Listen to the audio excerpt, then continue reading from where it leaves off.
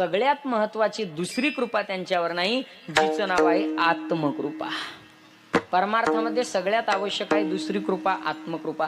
देवानं दिलेला हा देह जरी प्राप्त झाला तरी सुद्धा सगळ्यांना या नरदेहाचं महात्म्य कळालेलं नाही, सर्वांना या परमार्थाचं महात्म्य कळालं नाही. त्याचं एकमेव कारण आहे त्यांच्यावर आत्मकृपा नाही. आत्मकृपा म्हणजे काय? स्वतःची कृपा.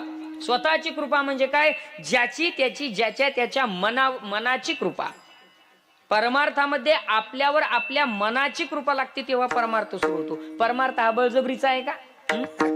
रोज आता कालही महाराजांनी सांगितलं की माळ घाला, माळ घाला, नाही का? 50,000 भेटणार होती माळ घातल्यानंतर. किती माळकरी तयार झालेत? नाही, बट्टा लागला नाही, एक तयार झाला, लगेच झाला असं नाही. काल एक नवीन माळकरी आमचा तयार झाला ना, आज पूजेला सुद्धा बसला. मला सांगायचं काय की कधी आत्मकृपा झाल्यानंतर, मनाची कृपा झाल्यानंतर, नाहीतर रोजच कीर्तनकार त्या ठिकाणी सांगतात किती लोकांनी माळी घातल्या, किती लोक परमार्थाला लागले. नाही, ते म्हणतात जाऊ द्या तिकडे, यायचं सांगायचा धंदाची, नाही का? इथं झटकतात आणि निघून जातात. कारण काय? आत्मकृपा नाही. आणि तुम्हाला सांगू का, परमार्थ हा आग्रहाचा नाही. परमार्थ हा आग्रहाचा नाही, त्याला ज्याची त्याची परमार्थामध्ये इच्छाच असावी लागते. विठ्ठल विठ्ठल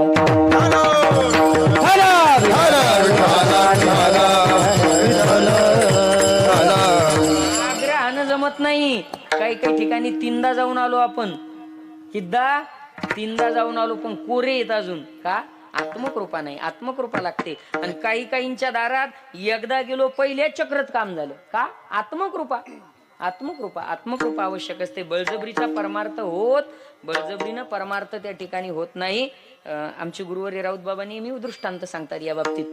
आत्मकृपा किती महत्वाची. परमार्थ हा स्वतःच्या इच्छेशिवाय होत नाही. बाहेरच्यांनी किती तुम्हाला आग्रह केला तरी तो फक्त तेवढ्या पुरताच असतो, कायमस्वरूपी टिकत नाही. एक मातंग समाजाची गोष्ट राऊत बाबा नेहमी सांगतात. मातंग समाजाचा पारंपरिक व्यवसाय आहे वाद्य वाजवणे. ते सनई वगैरे नाही आहे ना, काय सनईच म्हणतात ना त्याला, ते वाजवण्याचा त्यांचा व्यवसाय. आता तो व्यवसाय मागं पडला बरं का.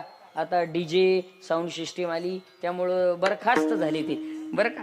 आणि बापाची इच्छा, बाप फार तज्ञ त्या विषयात, बापाची इच्छा की आपल्या मुलानं सुद्धा हे शिकावं, हे करावं. आत्मकृपा सांगतो तुम्हाला, स्वतःची इच्छा असल्याशिवाय परमार्थ होत नाही. परमार्थ हा बळजबरीचा विषयच नाही. परमार्थ हा बळजबरीचा विषय नाही. बापाची इच्छा की मुलांनी तो व्यवसाय शिकावा, त्याच्या मागं लागला. अरे शाळा शिकत असताना संध्याकाळी तू सुद्धा माझे स्वर आहेत ती शिक, नाही का? वाटत असतं हा, भजन्याला वाटत असतं की आपल्या पोरानं सुद्धा भजन्या व्हावं, पण ते नुसतं वाटतं. कारण त्याची आत्मकृपा त्याच्यावर नसती, ज्याला व्हायचं त्याची. बाप सांगतोय पण पोरगा त्या ठिकाणी ऐकत नाही. पोरगा म्हणू लागला, बस करा बाबा, किती दिवस करायची भीकमागे धंदे, आपल्याला नाही करायचं. मी दुसरं काहीतरी शिकणार, दुसरा काहीतरी व्यवसाय करणार, मला हे काम करायचं नाही. शिकला, सगळं झालं. बापानं शिक्षण होईपर्यंत त्याचा सगळा अंदाज घेतला, पण बापाच्या लक्षात आला म्हणे याच्याकडून आता शिक्षणात काही मेळ बसला नाही. लग्नाचं वय जवळ आलं, आणि लग्नाचं वय जवळ आलं तरी हा कुठलाच व्यवसाय करेना. एक दिवस बापाचा पहारा चढला. साहजिक आहे, बाप थकल्यानंतर मुलानं त्याच्या हातचा व्यवहार घ्यावा, कारभार घ्यावा आणि सगळी मोडलेली घडी बसवावी, ही प्रत्येक बापाची इच्छा असते. शेवटी बापाला राग आला आणि सांगितलं, 4 वर्ष झाले तुझ्या पाठीमागं लागलोय मी, तुला सांगतोय ही कलाट वाजवायचं शिक, ही सनई वाजवायचं शिक, परंतु तू शिकायला तयार नाही. कधी शिकणार तू? त्यानं सांगितलं, काही झालं तरी चालेल, मी शिकणार नाही, मी शिकणार नाही. किती का आळंदीतून पळून येतात, बळजबरी नेऊन घालेल. आणि शिकायची इच्छा असली तर घरी राहून शिकल्या जातं. आणि इच्छा, आत्मकृपा महत्वाची. शेवटी बापानं ठरवलं म्हणे आज मी तुला ही पुंगानी तुझ्या तोंडानं वाजवल्याशिवाय राहणारच नाही. पोराने सांगितलं, बाबा मेलो तरी चालेल, पण मी त्या ठिकाणी पुंगानी वाजवणार नाही. दोघही पेटले, धराधरी सुरू झाली. बापानं त्या ठिकाणी मुलाला धरलं, 2 गालफाडात मारल्या आणि खाली पाडलं गणेश महाराज. पोरगा मर्यादावान होता, पोरानं काही बापाला मारलं नाही बरं का, मर्यादावान होता. पोरगा खाली पडला, बाप छातीवर बसला आणि सांगितलं, आज तुझ्याकडून पुंगी वाजवूनच घेणार. पुंगी का म्हटलो तुम्हाला समजायला सोपं नाही का? आज वाजवूनच घेणार. पोरानं सांगितलं मेलो तरी चालेल पण मी वाजवणार नाही. बाप त्याच्या छातीवर बसला. हा आ वासत नव्हता तर त्यानं बळजबरी त्याच्या तोंडात ती सनई कोंबली, बळजबरी कोंबली आणि वाजव म्हणे, वाजव म्हणे. पुढं काय झालं असेल? एवढं मारलं, छाताडावर बाप बसला. तो पोरगा पुन्हा खित हसायला लागला.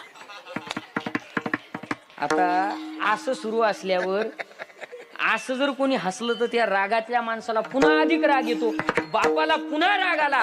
बाप म्हणू लागला का रे वाजवायची नाही तर वाजू नको, पण हसायला काय लागला? काय झालं तुला हसायला? त्यानं सांगितलं बाबा मी ही सनई हातात घेणार नव्हतो, तुम्ही बळजबरी छातीवर बसून माझ्या हाती दिली. मी तोंडात धरणार नव्हतो, तोंडात बळजबरी कोंबली. पण आता सांगा हिच्यात हवा फुकन कोण?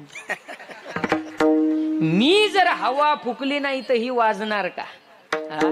सांगायचं तात्पर्य एवढं, परमार्थ आग्रहाचा नाही. पुंगी ज्याची त्यालाच फुकावी लागते, त्याशिवाय ती वाजते. परमार्थामध्ये भगवत कृपा होऊन हा देह प्राप्त झाला. पण परमार्थ करण्याकरता तुमची माझी आपल्यावर त्या ठिकाणी आत्मकृपा झाल्याशिवाय, मनाची कृपा झाल्याशिवाय परमार्थ होत नाही. तुकोबाराय म्हणतात माझा परमार्थ इथं आला त्याला एकमेव कारण आहे मन. मनुराजा एक देह पुरी, मनुराजा एक देह पुरी, असे नंद तू त्यासी दोघी नारी, असे नंद त्यासी दोघी नारी, पुत्र पौत्र संपन्न भारी, पुत्र पौत्र संपन्न भारी, तेने कृपा केली आम्हावरी गा,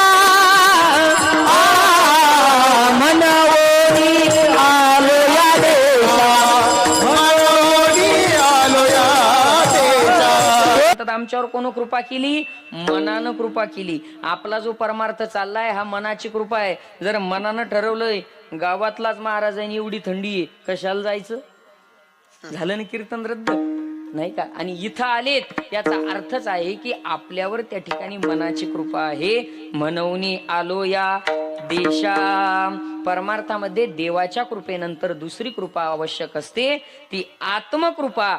देवाची कृपा झाली, सुंदर नरदेह प्राप्त झाला, आत्मकृपा झाली, परमार्थाला लागलो.